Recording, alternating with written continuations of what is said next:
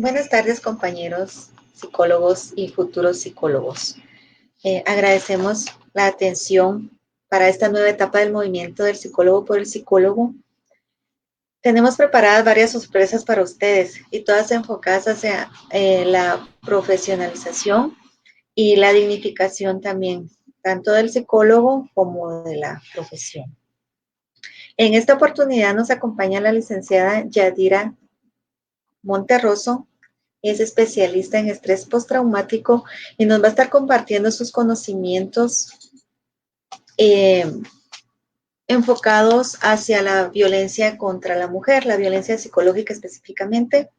La licenciada Monterroso tiene experiencia impartiendo este curso virtual avalado por la Universidad de San Carlos de Guatemala.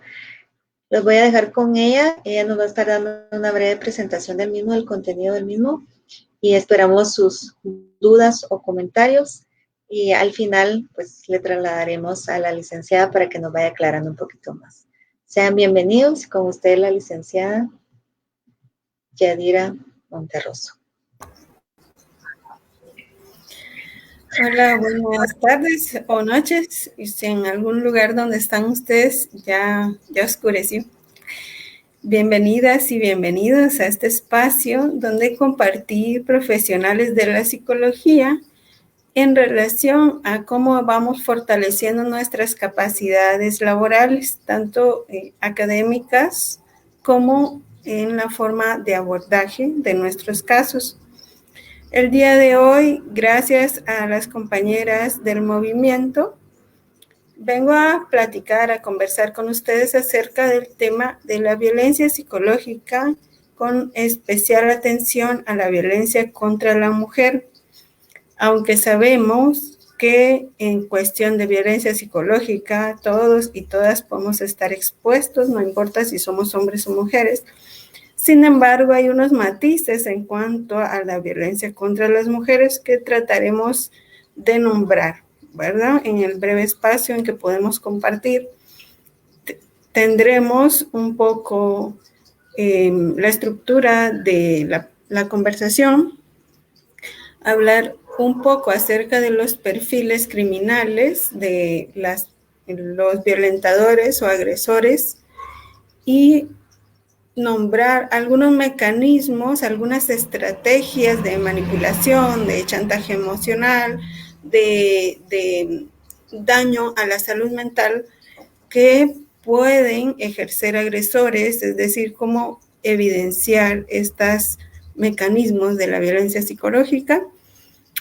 Vamos a hablar también de los daños en las mujeres que sufren un abuso constante, continuado, y también unos mecanismos de abordaje.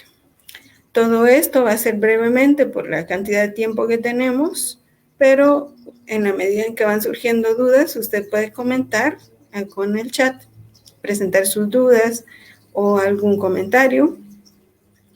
Y también para profundizar en este tema, en 10 sesiones tenemos el curso libre, Mujer Libre de Violencia Psicológica, impartido por la Universidad de San Carlos. Es un curso libre que yo tengo el gusto de guiar en este conocimiento, ser un tutor o tutora virtual de este conocimiento y cómo vamos compartiendo y fortaleciéndonos mutuamente. Entonces, para iniciar con el tema, siempre pueden ir comentando por el chat y después de una hora de exposición vamos a tratar de leer todos los comentarios. Si son pocos, seguramente todos, y si son muchos, pues algunos, y poder responder preguntas, ¿verdad? Con respecto a la teoría en la cual yo me baso específicamente o más, se puede decir con más intensidad, en el trabajo de la doctora psiquiatra y criminalista Marie-France Irigoyen, que es una francesa que desde hace décadas trabaja con el tema del abuso contra la mujer. Tiene un libro que se llama Mujeres Maltratadas, Mecanismos de Violencia en la Pareja, y uno que es muy famoso que se llama El acoso moral, maltrato psicológico en la vida cotidiana. Abordaré algunos conceptos de la doctora Irigoyen, pero también agregaré otros conceptos que aportan psicólogos y psiquiatras que han trabajado con sobrevivientes de abuso y también algunos han trabajado con agresores. Entonces, para hablar de estos mecanismos, la doctora Irigoyen presenta que hay ciertos rasgos de vulnerabilidad en las mujeres. Unos son de tipo social y otros son de tipo psicológico.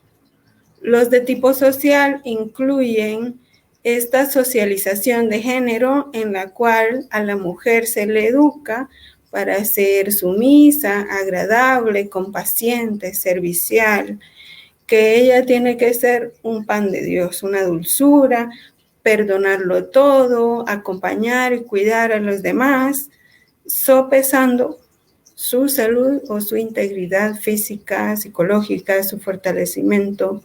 En fin, que la mujer tiene que estar al servicio siempre de un otro, ¿verdad? No de ella misma. Y eso limita su fortalecimiento a nivel psicológico, social, educativo, laboral, etcétera, ¿verdad?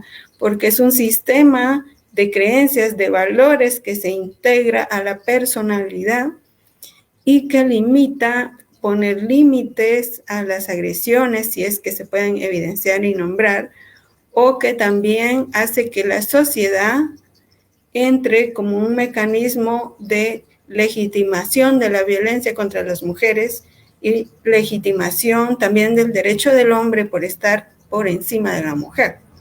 Es decir, un dominio de poder ejercido por la parte masculina hacia lo femenino. Esto hablando de la vulnerabilidad social. Vulnerabilidad psicológica, más que los mitos de una persona acosada o abusada es porque tiene baja autoestima.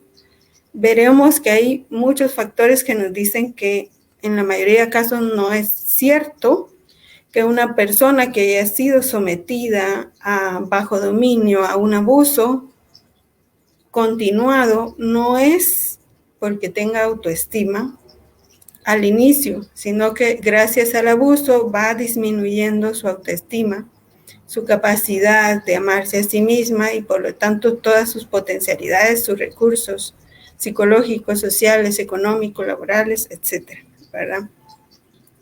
Y esta vulnerabilidad psicológica, más que ser una individua con baja autoestima, más bien es una individua inocente, una individua que no tiene conocimiento acerca, uno, de la perversidad humana, de la maldad humana, y dos, no sabe reconocer los mecanismos de violencia, no los sabe nombrar, por lo tanto, muchas mujeres jamás intuyen o se dan cuenta que están en una situación de violencia, en una situación de dominio, de maltrato. Entonces, más que ciertas características de personalidad de la mujer, es todo este entramado de violencia social, psicológica, de idealismo con respecto al rol de la mujer en la sociedad, en la familia, en la pareja, nos coloca a las mujeres en una posición de indefensión, porque si bien podemos fortalecernos de manera individual, nuestra personalidad, nuestra autoestima, hay otros factores que influyen en que las mujeres en su mayoría sean un género oprimido y un género que está bajo acoso constante, bajo violencia constante y que se permite a nivel social el violar sus derechos porque se le cosifica, ¿verdad? Vemos ahí también las canciones de reggaetón, principalmente. Vemos películas, vemos mucha información audiovisual que están enviando constantemente sus mensajes de que la mujer es tonta, que la mujer no puede, que la mujer no es inteligente, que la mujer está para el servicio de los antojos del otro, sobre todo del hombre, y que la mujer de ninguna manera es para sí misma, tampoco es un individuo, un ser humano con derechos, sino que más bien es una esclava, una cosa que se le hace con ella lo que se viene en antojo del dominador o de la estructura dominante, ¿verdad? Entonces aquí vemos la vulnerabilidad social unida con la vulnerabilidad psicológica de no reconocer el maltrato, de no poderlo nombrar, de no visibilizarlo y reconocerlo. Para eso vamos a hablar hoy de algunos mecanismos de violencia, pero antes quisiera que pudiéramos ver un poco los perfiles de los agresores, así como barrida de, como dicen, de nuera, ¿verdad? Que pasa como barriendo solamente donde se ve, ¿verdad? Una visión muy general acerca del perfil del agresor. De por sí, todos podemos ser, digamos, cometer algunas infracciones, se puede decir como conductas inadecuadas que puedan lastimar a otras personas, que aprendimos de hecho en la niñez, en la socialización, conductas que naturalizamos que pueden sentirse o verse o practicarse como normales, que la persona normal, con todas sus capacidades de amor, de empatía, es decir, la persona sana, rápidamente rectifica. Si se da cuenta que está lastimando a otra persona, rápidamente siente esa culpa y y muchas veces pide perdón, otras veces no, pero siente esa culpa y esa culpa le lleva a cambiar su conducta, porque la empatía hace que sienta el dolor que causó en el otro y que rectifique su conducta en favor de responsabilizarse de sus actos y de proveer a esa persona de ese bienestar que por ignorancia ella provocó. Bueno, ese provocó, vamos a ver que tiene una cuestión también de existencial de libertad, ¿verdad? Porque una cosa es que el agresor haga un estímulo y otra cosa es cómo la persona acepta ese estímulo y se apropia de él, ¿verdad?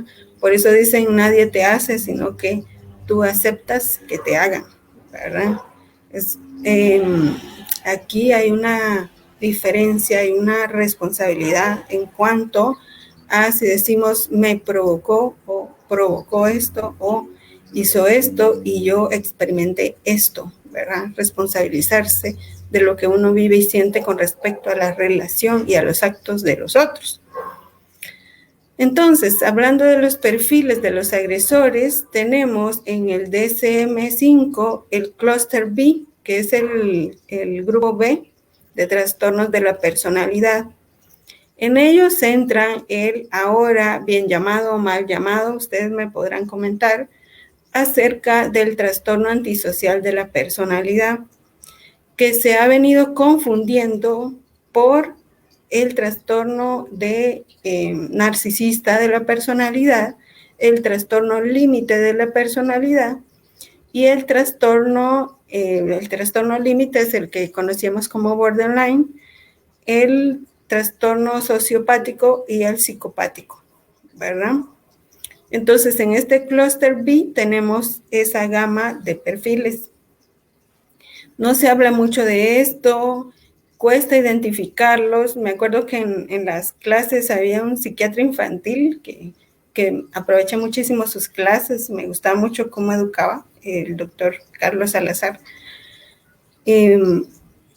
Simplemente sus clases eran fantásticas. Pero cuando nos habló, por ejemplo, de la psicopatía, nos dijo, bueno, si ustedes reconocen un psicópata, salgan corriendo, porque es lo que recomiendan todos los psicólogos, psiquiatras, criminalistas. Pero no es tan fácil identificar a un psicópata, sobre todo porque los psicópatas, violadores, asesinos seriales, según expertos, son el 1% de la población. Imagínense cuántos millones son el 1%, hablando de millones. Cuando yo estoy dando una conferencia en un salón y hay 100 personas, les digo aquí por lo menos hay un psicópata encubierto o un psicópata doméstico o un sociópata o un perverso narcisista o una persona con trastorno límite de la personalidad. Pero si sumamos a todos esos, siendo 1 más 1, llegan a ser el 7% de un 100% de personas que hay en el lugar. Entonces, con respecto a los porcentajes de cuántos psicópatas, sociópatas, perversos, narcisistas y todos estos hay, es bien difícil porque estos individuos no van a la consulta psicológica y psiquiátrica por voluntad. A veces los obliga un juez o un juzgado y no van porque quieren cambiar, van porque quieren manipular el proceso legal o porque quieren manipular a la víctima para que regrese al ciclo del abuso, ¿verdad? Y estos trastornos, ahorita, según escuché a un psiquiatra que es especialista en esto, que se llama Otto Kernberg, que en el DSM-5, en el DSM-6 creo que es el que toca, recuérdenme, están evaluando ya profundizar más en estos perfiles, porque un psicópata de asesino serial, violador serial, sería más o menos el 1%, pero hay psicópatas integrados, encubiertos, psicópatas domésticos.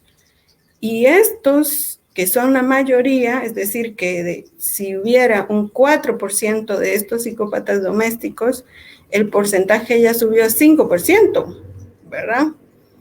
Y así varios teóricos tienen su propuesta de porcentajes.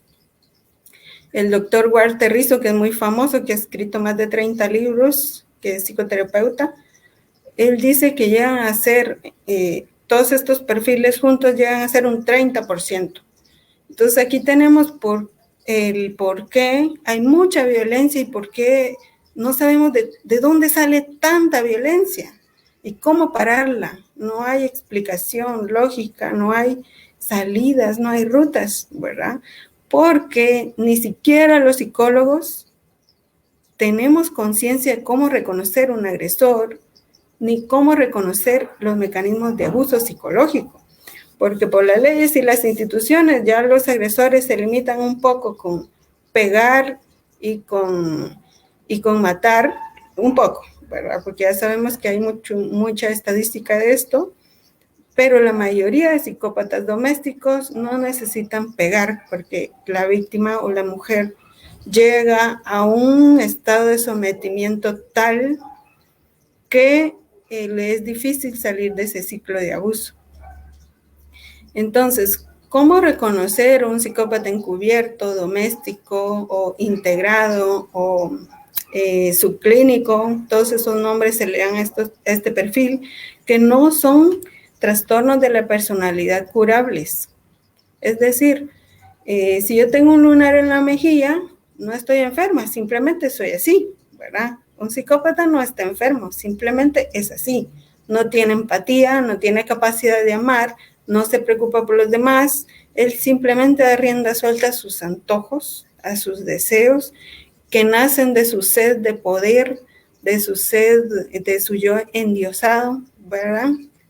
De su visión sesgada de la realidad de que él es un Dios encarnado y hay que servirle, que tiene que tener súbditos y sirvientes a su antojo, y en esta servidumbre mete a las mujeres, ¿verdad? Las mujeres, todo psicópata, todo sociópata, perverso, narcisista es un misógeno. No pueden ellos amar a nadie, mucho menos van a amar o respetar a las mujeres. Y con esto, con el entramado social que vulnera a la mujer, ya tienen ellos digamos, como calamar en su salsa, ¿verdad? Ellos ya tienen todo el ambiente que necesitan para ejercer su poder, su dominio y su maltrato. Entonces, es importante hablar de estos perfiles, de cómo reconocerlos, de nuestras propias experiencias según expertos. Vamos a estar en contacto con aproximadamente 60 individuos de este tipo en nuestra vida. ¿Usted recuerda alguna persona tóxica, algún compañero de trabajo abusivo que la acosaba sexualmente, que le decía bromas hirientes, que le mentía constantemente, que se burlaba, que la humillaba en público, en fin, una infinidad de situaciones de maltrato? Seguramente estaba frente a un individuo de estos. Psicópata, perverso narcisista, sociópata o con trastorno límite de la personalidad. ¿Hay otros perfiles tóxicos? Claro que sí, pero estos son los más dañinos y los que más hay que ponerle atención para identificarlos. Entonces, voy a intentar dar 10 estrategias de manipulación y de maltrato psicológico, aunque según expertos pueden haber hasta 80, ¿verdad? Banderas rojas del maltrato. Yo en este espacio, por el tiempo, voy a hablar solamente de 10 estrategias o formas de maltrato psicológico que pudiéramos ir identificando en nuestros casos o incluso en nuestra propia vida, ¿verdad? ¿Qué individuo o individua? Porque también estos perfiles son mujeres, no solamente hay hombres, hay mujeres también. Entonces, ¿cómo identificar estos mecanismos del abuso, nombrarlos y cómo ir buscando espacios para salir de este maltrato, ¿verdad? El primero del que vamos a hablar es la seducción perversa, ¿verdad? Este mecanismo es un mecanismo que utiliza el agresor o la agresora para volverse indispensable para la víctima, para seducirla, para separarla de sus allegados, de su entorno social, laboral puede ser también, para llevársela a un lado, encantarla, fascinarla, hechizarla, como decían antes, ¿verdad? Cuando decían, es que lo tiene o la tiene hechizada. Bueno, todavía se habla culturalmente del hechizo de amor, ¿verdad? El violentador utiliza la seducción perversa para crear en la sobreviviente un vínculo afectivo en la cual le permitirá a él extorsionar la confianza básica de la mujer, permitiendo así que el cerebro confunda o niegue o reprima información que refute la percepción de buena persona que tiene del individuo que está con ella, ¿verdad? Por ejemplo, si ella está como enamorada, como encantada, con ese bombardeo de amor, con esa química del amor, la oxitocina, la dopamina, la serotonina, todas esas hormonas de la felicidad que produce el enamoramiento. Y luego viene otra mujer y le dice, fíjate que yo fui expareja de él y me maltrataba y me abusaba y le cuenta toda la historia de abuso. ¿Qué va a pasar con la mujer que está siendo seducida en este momento? Va a suprimir esa información y se va a quedar con la información que le diga que él es su príncipe azul, su alma gemela, que porque yo siento tanto amor por él no puede ser una mala persona, porque es que yo me siento muy bien, ¿verdad? Yo le pienso, yo le quiero, yo quiero estar con él todo el tiempo, incluso no puedo dormir por estar pensando en él, ¿verdad? Toda esa química del amor que está alterando totalmente el cuerpo. El agresor entonces se dedica a ensalzar, hipervalorar, elogiar a la mujer, la cual responde confiando ciegamente en él y negando cualquier evidencia de que está en peligro. Esta conducta es creada por un sistema cerebral llamado disonancia cognitiva. La disonancia cognitiva producirá que la sobreviviente solamente recuerde las cosas positivas de la relación y olvide las negativas, agresivas o violentas. Este mecanismo es llamado amnesia perversa. Si vemos en los cuadros de mujeres que atendemos, siempre no recuerdan escenas de abuso, no recuerdan exactamente palabras o situaciones de abuso. Ellas simplemente tienen el malestar psicológico y físico y no pueden nombrar lo que les pasa ni lo que les pasó. Y entonces tiene como flashbacks, como imágenes, palabras, sensaciones, sentimientos de algo que no sabe ni qué es, ¿verdad? Esta como disonancia cognitiva, amnesia perversa, podemos verla en una película que está en Netflix que se llama La chica en el tren, donde ella va en un tren y no recuerda qué le pasó, simplemente está mal, ¿verdad? Y podemos ver todo el efecto del estrés postraumático complejo que genera una situación de abuso en la pareja, en esta película. También en esta película podemos ver la manipulación del agresor de echarle la culpa tanto a ella como a otros del abuso. Incluso en esta película, si bien recuerdo que hace tiempo que la vi, la voy a volver a ver, que termina el psicólogo encarcelado, porque el psicópata hace luz de gas, que es una técnica de tergiversación de la realidad y de inversión de roles víctima-victimario, donde culpa al psicólogo también del abuso, ¿verdad? Es interesante porque nosotros como acompañantes de víctimas o de sobrevivientes también tenemos que protegernos, ¿verdad? Y si no sabemos cómo actúa el agresor, no podemos establecer mecanismos de protección. Debido a la necesidad que tiene la sobreviviente de pertenencia, amor y protección, ya que estas son principalmente satisfechas por el violentador, el agresor, o satisfechas aparentemente, la sobreviviente entra en un mecanismo de justificación de las conductas agresivas. Por ejemplo, si miente, la sobreviviente argumenta, seguro que se le ha olvidado. Si le es infiel, la sobreviviente argumenta, seguro que las mujeres lo acosan porque es que es tan guapo, tan querido, ¿verdad? Si la menosprecia, le dice tonta o loca, la sobreviviente argumenta, puedo mejorar, voy a demostrarle que sí puedo, que sí sé, que sí merezco, y entra como en una lucha por demostrarle al agresor eso que él quiere provocar. Por ejemplo, le dice, me robaste tal cosa, y ahora me tienes que demostrar que no eres una ladrona. Y ella empieza con todas unas ideas y actividades para demostrarle que puede confiar en ella. Son mecanismos de abuso, ¿verdad? Este tipo de diálogo aparece constantemente en los testimonios de las mujeres que están bajo situación de dominio o de abuso. Este mecanismo también se da por un sistema de recompensa del sistema nervioso. Si la sobreviviente toma con mayor importancia su duda sobre el violentador, porque empieza como a sentir los efectos del aislamiento, de la manipulación, del chantaje, de la mentira, en fin, empezará como a estar muy estresada, su nivel de estrés subirá y eso le traerá consecuencias en la salud, ¿verdad? Empiezan las taquicardias, los mareos, el dolor de cabeza, la hipertensión, la diabetes, el cáncer, en fin, todo su sistema colapsa. Y entonces empezará a preguntarse, pues, ¿qué me pasa? ¿Qué pasó? ¿Qué es esto? ¿Será que es normal una vida así de tanto sufrimiento?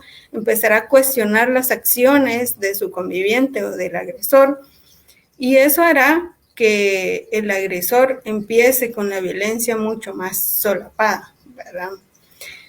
En este aspecto también podemos ver un condicionamiento o una programación para el vínculo traumático. Si hemos estudiado, por ejemplo, el tema del condicionamiento operante de Pavlov y el concepto de indefensión aprendida del doctor Martin Seligman, podemos intuir que este vínculo traumático, que a veces le llaman síndrome de Estocolmo, o le llaman también codependencia, en realidad es un vínculo traumático, ¿verdad? Que se estableció por un mecanismo perverso de premio-castigo, ¿verdad? Que fue, bueno, con el premio segregando hormonas de la felicidad y con el castigo subiendo el nivel de estrés y después se convierte en una situación como de adicción al maltrato. Una adicción sin sustancia externa, porque las sustancias son internas. El propio cuerpo crea este mecanismo de segregación de hormonas de la felicidad, cortisol, adrenalina, el estrés, y hay una guerra interna que provoca todo el daño psicológico y psicosomático. Entonces, ¿por qué? Porque esto es tan eficaz en el abuso, ¿verdad? Por varias razones. Con la seducción perversa, o también llamada bombardeo de amor, por esta química que produce en el cuerpo el enamoramiento, la sobreviviente no tendrá tiempo para pensar. Su sistema nervioso está estimulado con hormonas de la felicidad, con oxitocina, dopamina, serotonina, endorfinas, ¿verdad? Y entonces ella dice, bueno, si me siento bien, si esto es maravilloso, entonces no estoy frente a un agresor, es un autoengaño. Las respuestas de la sobreviviente ante esto suelen ser la eliminación de las influencias benignas, o sea, personas que se preocupan y la advierten que está frente a un agresor, crea una impresión falsa de que todo irá bien, una esperanza tóxica, ¿verdad? Un sesgo optimista de que todo va a mejorar, de que lo hace sin intención, o que se va a arrepentir, o que Dios lo va a iluminar y lo va a cambiar, ¿verdad? Todo eso es autoengaño, disonancia cognitiva. Y bueno, seguimos un poco con los conceptos. Para lograr esta seducción a su máximo nivel, el agresor hace una estrategia de reflejo. El agresor imita a la sobreviviente para hacerle creer que piensa, que siente y que es como ella. Este mecanismo crea en la sobreviviente la ilusión de haber encontrado su alma gemela, la persona con quien compartirá el resto de su vida. La sobreviviente se siente confiada totalmente. Esta ilusión hace que la sobreviviente o la mujer se ciegue ante conductas sospechosas del agresor que activarán su sistema de alarma o peligro. ¿verdad? Este es un mecanismo camaleón del agresor de presentarse como un lobo con piel de oveja, ¿no? O el lobo disfrazado de abuelita. Son expertos en crear esta ilusión de reflejo, es decir, yo soy otro tú. Por lo tanto, tienes que confiar en mí ciegamente, ¿verdad? Se pone la máscara que le permite a él seducir completamente a la mujer. El agresor también utiliza el mecanismo de la culpa. Tiene una capacidad sorprendente para degradar la autoestima de la mujer, dándole mensajes ambiguos, ninguneo, desvalorización, responsabilizándola de las situaciones conflictivas. Todo esto al inicio de una manera muy encubierta y en privado, por ejemplo, por medio de bromas sarcásticas. Ay, mi loquita, cómo te quiero, cómo te amo, ¿verdad? Cosas por ese estilo. Y luego, de forma solapada y en público, humillándola. Loca, estás loca, que no sé qué, que no sé cuánto, los gritos. Hace poco escuché por la calle esos gritos, ¿no? La sobreviviente entra en un estado de hipervigilancia, manifestando crisis de ansiedad, ansiedad generalizada, pensamientos obsesivos sobre un futuro catastrófico, es decir, inicia un camino hacia el desmejoramiento de su salud mental con consecuencias físicas, a menudo primero crónicas y después graves. Aquí se va creando un síndrome que se llama el síndrome de la rana hervida. ¿Por qué? Por ejemplo, en culturas que comen ranas, como en Japón, China y todos estos países de por ahí, dicen que para cocinar una rana primero tienes que poner, si pones una olla con agua caliente y pones a la rana inmediatamente saltará y se librará de la muerte. Pero si colocas a la rana en agua fría, que es como, wow, este es mi ambiente, aquí me siento bien. La pone en agua fría y luego va calentando la llama poco a poco, la rana no se dará cuenta cuando ya esté muriendo, si es que tiene un breve lapso de conciencia antes de morir, ¿verdad? Ya no podrá salir de ahí, ya no tiene fuerza, ya no tiene energía, ya su cuerpo no funciona y entonces ya no podrá sobrevivir. Y esto es lo que pasa mucho con las mujeres que han estado sometidas por largo tiempo al abuso, ya sea en ambiente familiar, en ambiente de pareja o en un ambiente laboral o escolar, ¿verdad? Todos los lugares o situaciones donde se da el abuso continuo, constante, el acoso. La intimidación. Es como la mujer empieza a preguntarse qué pasa, por qué perdió la salud, el bienestar, se cuestiona a sí misma, luego cuestiona a la otra persona, que en este momento todavía no sabe que es un agresor.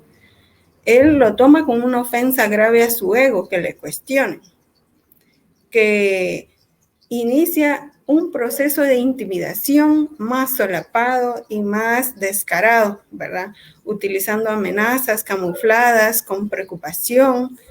Le cuenta a la mujer cómo terminan las mujeres así, que a la mujer de su amigo le pasó esto, que a su ex le pasó a otro, pero no dice mi ex, sino la ex de otro, ¿verdad? Inteligentemente la mujer sabe que esas frases tienen como base amenazas a su integridad y a la de sus familiares, pero no llega eso a la conciencia, llega a su sistema límbico, que es el que responde ante el peligro, ¿verdad? El miedo, el susto, el terror y la parálisis es lo que experimenta ella sin saber por qué. Entonces, aquí ya estamos hablando de un síndrome de indefensión aprendida, donde ella, al no ser capaz de intuir o de prevenir un ataque, una agresión, una desvalorización, un chantaje, una amenaza, una agresión no verbal, que puede ser solamente con el cuerpo y la mirada, quienes hemos atendido sobrevivientes o lo hemos experimentado en nuestra propia vida, sabemos que un agresor no necesita a veces ni hablar ni golpear. Simplemente con una postura y una mirada intimida, ¿verdad? Y activa este mecanismo de indefensión aprendida o de el síndrome de la rana hervida, que le hace saber a ella que está muriendo, pero que no puede hacer absolutamente nada por salvarse o por liberarse de esa situación.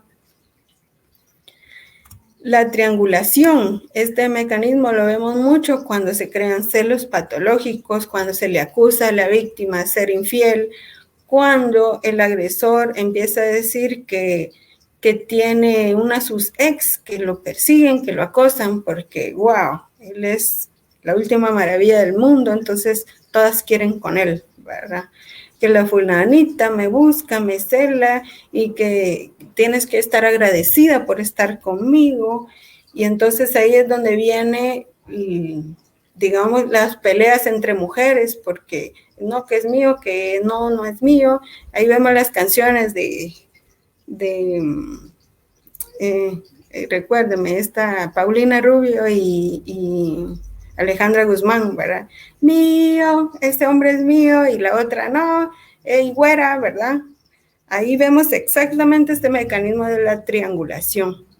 El perverso crea celos enfermizos, sospecha constante, atribución de intención sin fundamento de la mujer, vigila las llamadas telefónicas, a qué hora dedica su tiempo, a qué dedica su tiempo, a las relaciones de familia, amigos, acusando a la víctima de tener amantes. Y este mecanismo de triangulación no solamente se da con sus ex o con sus pretendientes o supuestas pretendientes, porque a veces también es un invento, no existen. También se da con familiares, con amigos, ¿verdad? Porque sales con tu hermana, seguro que están tramando o se están yendo a saber ni a dónde, ¿verdad? Entonces, con este mecanismo de triangulación, el agresor genera en la víctima una sensación de demostrar que ella sí es una persona confiable, que es una persona íntegra, que ella sí vale la pena, y está esta lucha interna por demostrar y demostrar y demostrarle al otro. Eso crea en ella celos, angustia, ansiedad, ira, culpa, vergüenza, miedo, rivalidad, deseo de retener al violentador o al agresor para demostrarse a sí misma que puede ser una guerrera por amor, que ella es una buena mujer, que vale la pena, ¿verdad? Si las mujeres no están escuchando, no tienen por qué demostrarle a nadie que ustedes sí pueden, sí valen, a nadie, absolutamente a nadie, ¿verdad? No tienen que demostrarle a nadie. Vamos a otro mecanismo que es la obsesión. El agresor como cosifica a la mujer para poderla someter. Primero, hacerle sentir a ella que es una cosa, que no tiene derechos, que no tiene humanidad. Por lo tanto, que él puede hacer y deshacer con ella a su antojo. Esa es la sed de poder y de control que tiene el agresor, ¿verdad? Por lo tanto, se obsesiona con ella como un gato se obsesiona con su ratón. La caza, o sea, la seduce, la aísla y luego empieza a jugar con ella. Le suelta, mientras que la víctima o la presa se aleja un poquito, salta de nuevo sobre ella, la vuelve a agredir, la vuelve a entre comillas, liberar, que se aleje un poquito, que medio se recupere, que se tranquilice y luego otra vez va sobre ella, ¿verdad? Es una obsesión por el control y el poder que atraviesa el abuso. Las falsas promesas del agresor que utiliza para crear esta esperanza tóxica de que todo va a mejorar, que mañana va a ser mejor, que mañana sí nos vamos a amar, que voy a crecer, que voy a ser mejor persona, que tendremos una familia maravillosa, y todo eso es una vil mentira, ¿verdad? Amenazas de perderle, bueno, como yo soy el Dios encarnado, todas quieren conmigo, entonces, si no haces lo que yo te pido, incluyendo el sadismo sexual y muchas cosas de sometimiento, como en un caso que plantea la doctora Irigoyen, una mujer que decía que ella por voluntad todas las noches se metía en un baúl de madera para demostrarle a él que ella podía ser fiel y obediente y que por eso mismo él no tenía por qué abandonarle, ¿verdad? Todos esos son lavado de cerebro, el sometimiento psicológico que llevan a la mujer a no sentirse un ser humano y por lo tanto, acceder a todas las demandas irracionales y sádicas del agresor. El desgaste gota a gota como parte final de estas estrategias que estamos viendo ahorita, que es provocar y batear, es decir, darle como una amenaza encubierta o solapada, y luego cuando ella se defiende, demostrarle a la audiencia, o sea, al entorno social, a los abogados, a los jueces, a los psicólogos, miren, que les dije que ella está loca. Yo les dije que aquí yo soy la víctima, ¿verdad? El agresor hace esa inversión de roles porque la víctima reacciona con ira, con enojo, con susto, con parálisis, con llanto ante el abuso. O sea, esta reacción normal ante el abuso, el agresor la convierte en evidencia de que ella es la trastornada, que ella es la loca, que ella es la abusiva, ¿verdad? Entonces, el acompañamiento. Primero, cuando la mujer llega a la consulta, generalmente llega porque ha habido una agresión que no puede negar. Que a lo mejor tenía dudas si estaba en una situación de maltrato, pero de repente él le pegó, de repente abusó de una hija o de un hijo. En fin, hubo un delito grave que cometió el agresor y entonces o ella simplemente llegó al tope de su resistencia ante el abuso y tuvo un intento de suicidio, por ejemplo. En El Salvador hay una ley de protección a las mujeres que contempla el suicidio femicida, que va a penalizar al agresor o los agresores que han tenido sometidas a una mujer que la llevó al suicidio, ¿verdad? Entonces, vamos a ver que la persona que nos consulta viene así, en ese estado total de indefensión, total de culpa, de vergüenza, total de estrés postraumático y que incluso ni siquiera puede nombrar lo que le pasó porque no identifica los mecanismos de violencia, que no fuese los golpes o el abuso sexual. Más allá de eso, no puede identificarlo porque no lo ha estudiado, porque no lo ha aprendido, porque nadie le ha enseñado estos mecanismos de abuso psicológico. Entonces realmente tiene poca noción de lo que le pasó y de lo que le pasa. Por eso esta película de La chica en el tren lo evidencia muy bien. También hay otra película que se llama All for Grace, donde la protagonista también tiene todo este sistema de abuso en la pareja y tiene la manifestación del estrés postraumático aunado a que ella termina presa por un delito que cometió el agresor. Entonces, ¿qué hacemos con una persona que llega a la consulta así? Primero, saber que ese sistema de indefensión es creado por el cerebro reptiliano y la parte límbica que está activada totalmente con el miedo, el terror, el pánico, la parálisis, la indefensión. Y entonces lo que procede es estabilizar su sistema nervioso. Tenemos sistema nervioso simpático, que es el que activa toda esta respuesta de estrés, de lucha o huida o parálisis. Y tenemos el sistema nervioso parasimpático, que es el que activa el estado de seguridad, de confianza, de bienestar, de fortaleza, de serenidad, que necesitamos desactivar el sistema nervioso parasimpático para que, bueno, empiece a respirar mejor, porque cuando está activado en el sistema de sobrevivencia, respira corto y rápido, así, como cuando a usted lo asaltaron y recuerda que no podía ni respirar, ¿verdad? Esa es la parálisis del susto. Entonces, empezar como a hacer ejercicios de respiración lenta y profunda ayuda a activar el sistema nervioso parasimpático y que ella empieza a estabilizarse emocionalmente y corporalmente para que después pueda activar su corteza prefrontal, que es el área lógica, el área que toma decisiones, incluso el área de la memoria. Y podamos iniciar un proceso, ¿verdad? Esto estabiliza el sistema nervioso y crea una confianza básica, una estructura fuerte para que después podamos trabajar todas las dinámicas de abuso.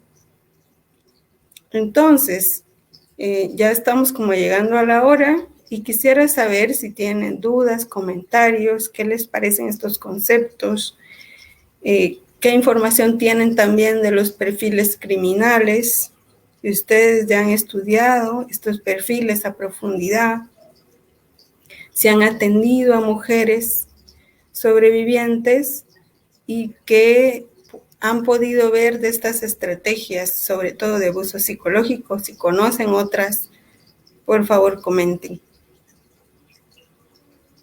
Entonces, sí, Silvia. Muchas gracias, licenciada. Pues tenemos acá algunas preguntas y unos comentarios. Es bastante interesante, la verdad, porque ir actualizándonos, ¿verdad? Yo no había escuchado este síndrome de la rana hervida. Pues nos da bastante conocimiento y más que todo yo pienso y estaba viendo acá algunas dudas, me entraron algunas dudas, pero así como que en privado. ¿Qué hacer cuando se nos presenta una persona en la clínica? Porque hablamos de la clínica y hablamos también cuando no estamos en la clínica, o sea, en el ámbito como que personal. A veces recurren a nosotros si estamos en alguna reunión, por ejemplo, sabiendo que somos psicólogos que las podemos ayudar. ¿Cómo podemos ayudarlas desde el ámbito como que personal y cuando está en la clínica? Porque sucede que cuando llega una paciente víctima de violencia a la clínica, cuando nosotros observamos y evidenciamos el maltrato, la paciente ya no llega, se pierde. Entonces, ¿qué hacer para que no se pierda la paciente? Ya. Para que ella regrese a la atención. Exacto.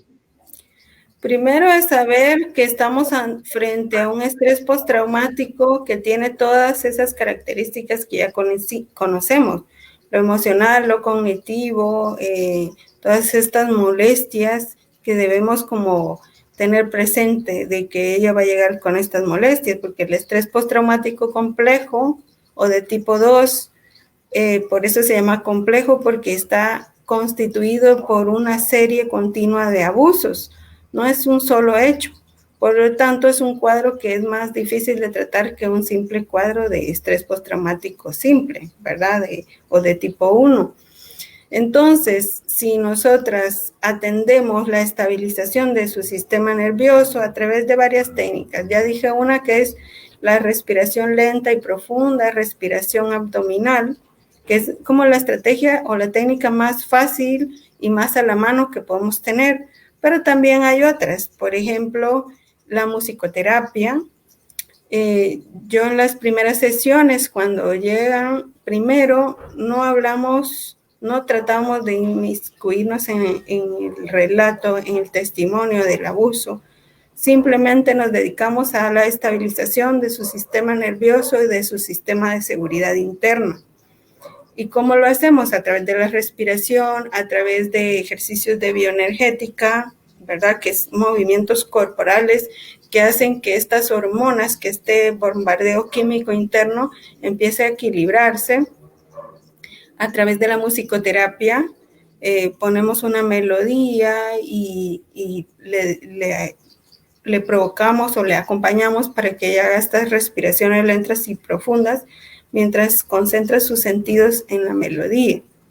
También está el arte terapia, ponernos como y que ella, digamos, evoque un lugar seguro, un lugar de confianza, de tranquilidad, que puede ser que haya estado ahí antes, que recuerde este lugar, o puede ser que aparezca en su imaginación y poder trabajarlo a través de la pintura, por ejemplo, o a través de la biodanza. Mientras que yo imagino, siento este lugar, puedo mover el cuerpo y sintonizar con esta sensación de paz, de tranquilidad, de confianza. También está la meditación guiada, el PNL, la hipnosis clínica o hipnosis en terapia regresiva, reconstructiva, se llama un nivel de hipnosis leve, ¿verdad? Que se induce en esas primeras sesiones para crear este estado de confianza y activar su corteza prefrontal que después permita trabajar toda la situación de abuso. Entonces, si nosotros de primera entrada vamos a que nos cuente lo que le pasó, bueno, puede ella libremente expresarse, pero no es, en las primeras sesiones, no es adecuado indagar en los episodios más traumáticos que le han pasado, no, ¿verdad? Simplemente dejar que se exprese libremente y luego aplicar esas técnicas de estabilización. Si ella no regresa, respetarlo y trabajar nosotros con la frustración, porque nosotros quisiéramos apoyarla, acompañarla en todo su proceso de recuperación, pero sucede que a veces no era el tiempo, no éramos la persona adecuada para acompañarla por múltiples causas, ¿verdad? Entonces, trabajar nosotros como acompañantes esa frustración, ese deseo de querer ayudar y no poder, la impotencia, ¿verdad? Para no quedarnos con eso, porque a la larga nos va afectando también.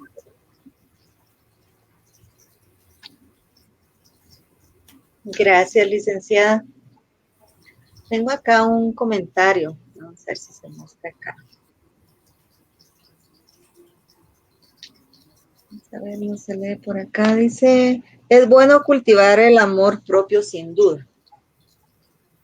Así es, algo característico de la violencia psicológica es que el agresor provoca esta disminución de la autoestima de la mujer, porque obviamente ya está condicionada para que ella viva para los demás, para que viva para servir.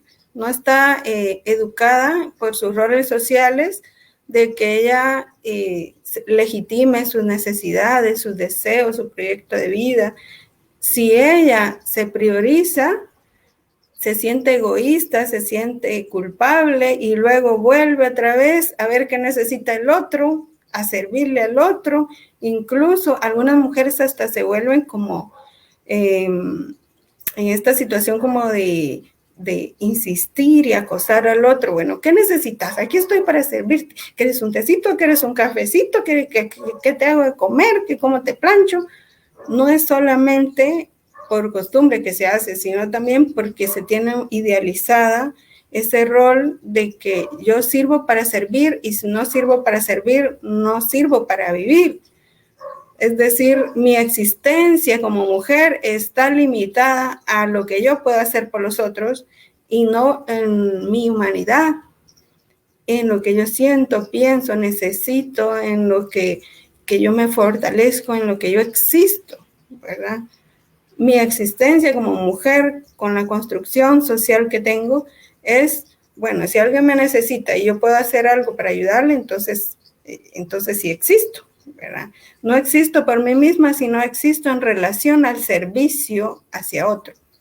Entonces, trabajar la autoestima no solo significa decirse frases bonitas, de buen trato, a sí misma en el espejo, va mucho más allá que eso y se concentra en legitimar todas tus necesidades como ser humano, tus derechos como ser humano, tus capacidades y hacer todos los días en tu agenda acciones de autocuidado. Cuidar la dieta, hacer ejercicio, disfrutar, hacer un hobby, sentir placer, algo que también se nos niega culturalmente a las mujeres, es el derecho al placer por nosotras mismas, no al placer de servir o de complacer a otros, sino complacernos a nosotras mismas, nuestras necesidades, nuestros deseos, eso que nos hace sentir que la vida vale la pena, ¿verdad? Y no es un placer efímero como comprarme una Coca-Cola, como comprarme una banana split. Podría significar un buen trato, decir que merezco comerme una banana split y luego disfrutarla, pero va más allá al simple acto de un goce que no tiene sentido, ¿verdad? Que carece de voluntad, que carece de conciencia, de legitimación de mis necesidades y mis derechos.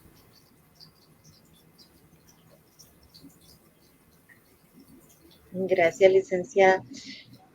¿Qué hace la familia? ¿Qué puede hacer la familia para apoyar a la víctima de violencia psicológica? Porque pasa que si no mira un golpe, si no se mira un morete, es difícil de creerle. Y pasa con la misma familia, porque como mencionaba usted, el agresor es un manipulador. Él vive pues agradando a la familia se niega a creer que esa persona puede tratar mal a su hija o a su pariente y no reconocen, se niegan ellos. ¿Qué puede hacer la familia en realidad para apoyar o qué puede hacer también la víctima para que le crean? Pues yo no sé si esto es tomado en cuenta ahora que me crea otra persona, porque si yo estoy sufriendo la violencia, soy yo la que tiene que buscar ayuda, pero sabemos que no es así en realidad. ¿Qué puede hacer entonces la familia?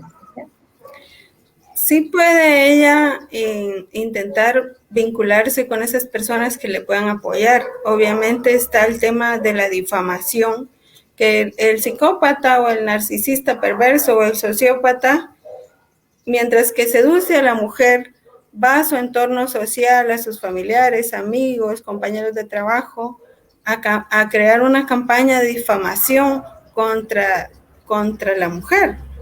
Es decir, a ella la tiene engañada, seducida, excluida, aislada, mientras que hace toda esa manipulación de la imagen que tiene las otras personas de ella. Cuando ella intenta buscar ayuda, los demás ya no le creen, ya creen que está loca, ya no le escuchan, etcétera, ¿verdad? La revictimizan porque han sido como manipulados o engañados por el psicópata o por el perverso. Entonces, si ella encuentra una, dos personas que le puedan apoyar, que no tengan relación con el perverso, porque él, con la manipulación que le hace a los otros, los hace cómplices del abuso. Entonces, al decirle a ella, no pasa nada, seguro que lo soñaste, eso no es real, no pasa, están haciéndole luz de gas o gaslighting a la mujer, ¿verdad? Que está siendo abusada. Entonces, si encuentra a ella una o dos personas que ni siquiera conozcan al agresor, que puedan creerle, que puedan apoyarle, en Guatemala hay muy pocas personas que conozcan este tipo de abuso. A nivel terapéutico, no conozco a otra persona. Si ustedes saben o entienden este tipo de abuso narcisista o psicopático, pueden comentarlo porque a veces, por ejemplo, a mí me llegan muchos casos y tengo también un límite de lo que puedo atender o no puedo atender y entonces me toca o a veces necesito referir casos, ¿verdad? Generalmente las sobrevivientes al investigar qué les pasó en línea, en videos, en lo que sea, se dan cuenta y pueden nombrar el abuso, buscan quién les puede apoyar, que no les revictimice, que no les inyecte más veneno de culpa, que entienda el estrés postraumático y lo pueda trabajar. Estas son características elementales para la recuperación. Y entonces buscan este apoyo en psicólogos a nivel internacional, la terapia en línea, porque si ellos sí manejan este tema y este abordaje, entonces, aunque me cueste más dinero, yo contrato una asesoría, un acompañamiento a un psicólogo en España, en otros países, ¿verdad? Entonces, aquí, si nosotros no nos especializamos, digamos, y entendemos este tipo de violencia, este tipo de abuso, también estamos perdiendo oportunidades de acompañar a las sobrevivientes y según expertos algunos dicen que el 96% de las víctimas de psicópatas, perversos narcisistas, sociópatas o con trastorno límite de la personalidad se suicidan porque no consigan quien les acompañe en su recuperación. Entonces ahí es donde hablaba yo de la ley esta que contempla el suicidio femicida, ¿verdad? Porque es muy alarmante el índice de suicidios y que muchos tienen que ver con el tema de la violencia psicológica, del abuso en todos los ambientes en los cuales la mujer se desarrolla.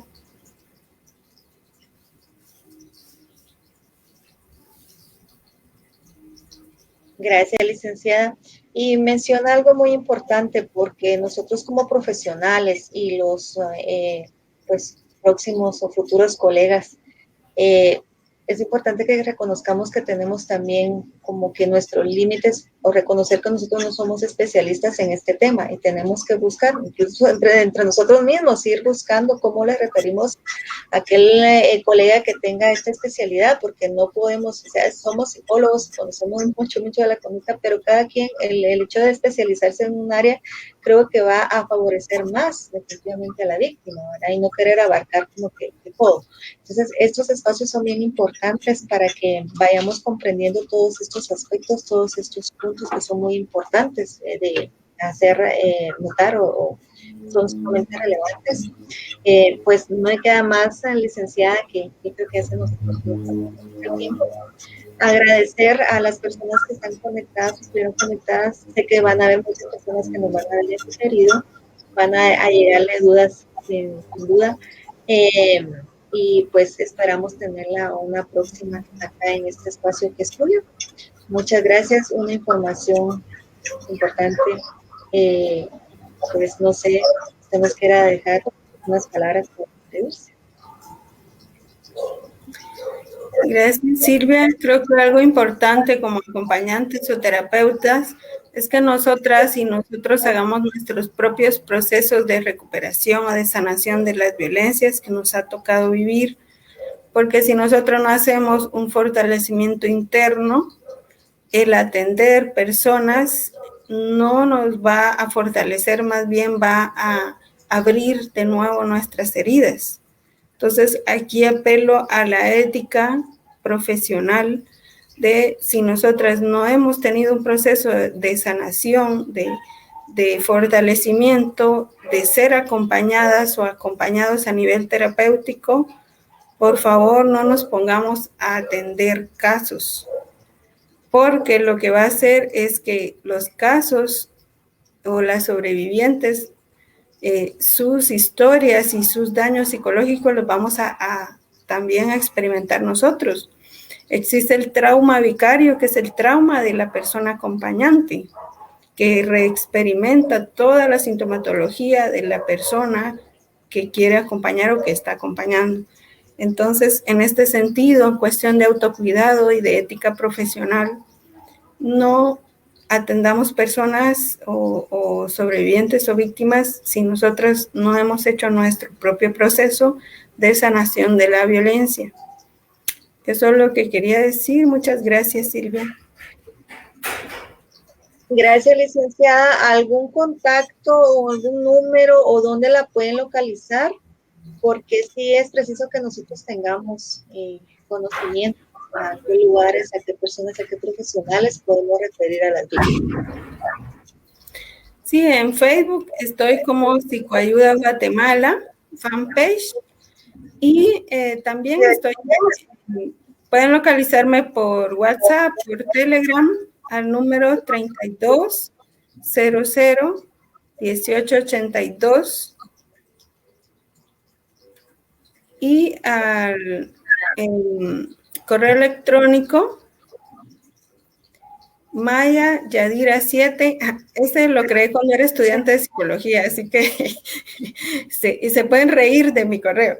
Se llama Maya Yadira 7 @gmail.com. También está el correo oficial de mi página de internet, que pueden ver en Facebook, ¿verdad? Se llama Info Psicoayuda Guatemala. Entonces, sí, también quería invitarles a que otra persona que es un profesional de Francia y yo vamos a estar impartiendo una formación presencial que se llama Comunicación No Violenta. ¿En qué nos vamos a formar y practicar en este curso? Porque es 20% teórico y 80% práctico. Es de ejercicios corporales, de dinámicas, no es un proceso pasivo. En esta formación vamos a ver cómo legitimar tus necesidades, tus deseos, cómo legitimar la autoempatía y la empatía y cómo transformarla en una relación, en una comunicación hacia ti misma, lo que llamamos el buen trato, la autoestima, y desde ahí relacionarnos y crear vínculos de amor y de afecto, vínculos sanos sin violencia. Y entonces esta teoría o este modo de vivir de la comunicación no violenta nos va a fortalecer en cómo crear esa capacidad, ¿verdad? Entonces es un curso muy dinámico y lo vamos a hacer unos días antes de Semana Santa, porque algunas compañeras quieren participar y me dijeron que por el trabajo, que por la oficina y que no sé qué, y como son 4 días seguidos, todo el día, tienen que pedir un permiso oficial o pedir la cuenta de vacaciones o agilizar como la gestión de su tiempo para poder entrar en el curso. Entonces, les invito a este curso presencial y es cupo limitado, solamente 12 personas, así que todavía están a tiempo para inscribirse.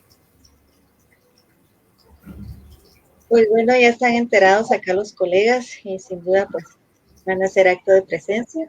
Nuevamente le agradecemos su tiempo y el habernos transmitido tantos conocimientos, licenciada. Este espacio es suyo y cuando quiera pues las puertas o el espacio acá está abierto para usted. Les deseamos feliz noche y hasta pronto.